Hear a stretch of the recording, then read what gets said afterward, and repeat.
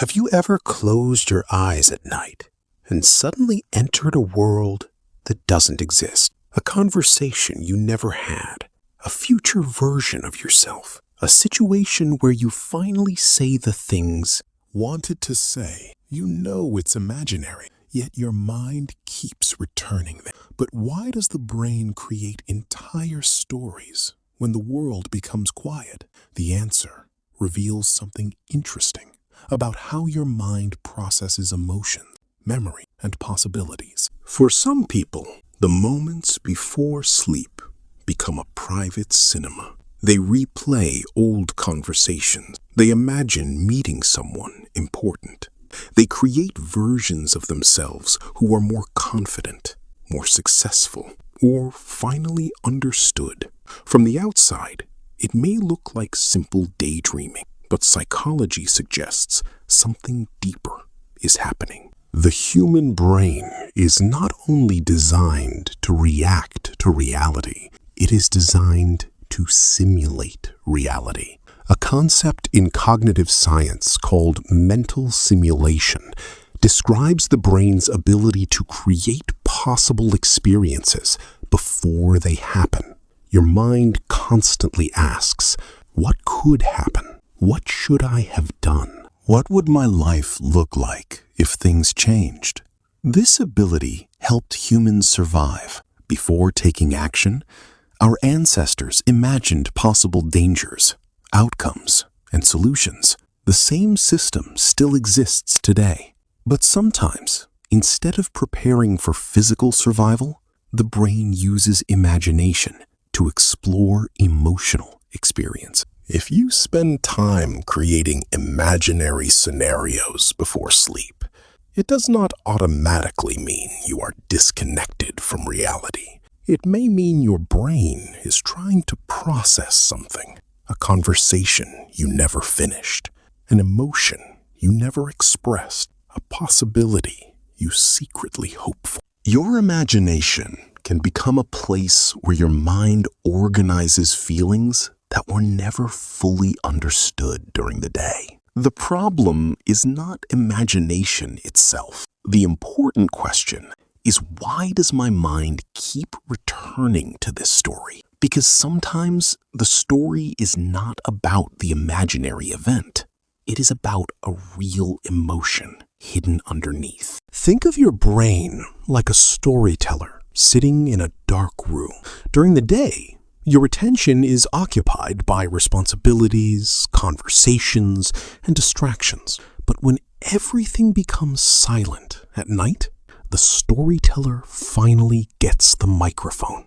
This is partly connected to the brain's default mode network, a system involved in self-reflection, memory, and imagining the future. When external tasks decrease, this network becomes more active.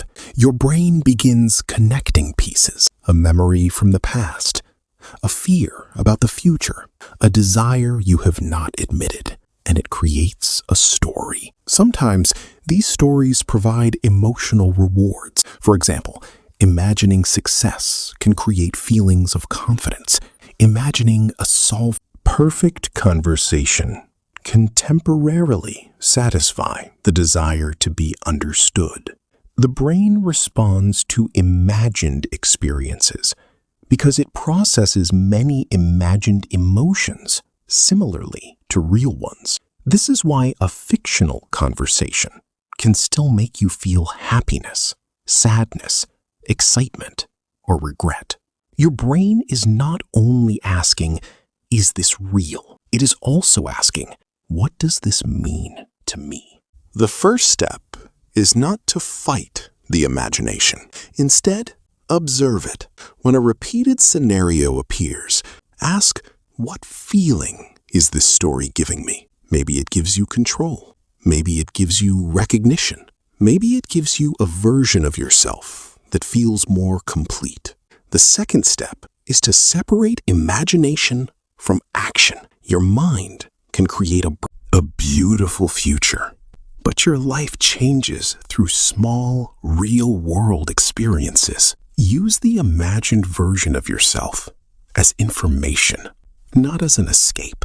For example, if you imagine yourself confidently speaking to others, maybe your brain is showing you a desire for connection. If you imagine achieving something meaningful, maybe it reveals a value you want to pursue. The fantasy is the message. The action is the translation.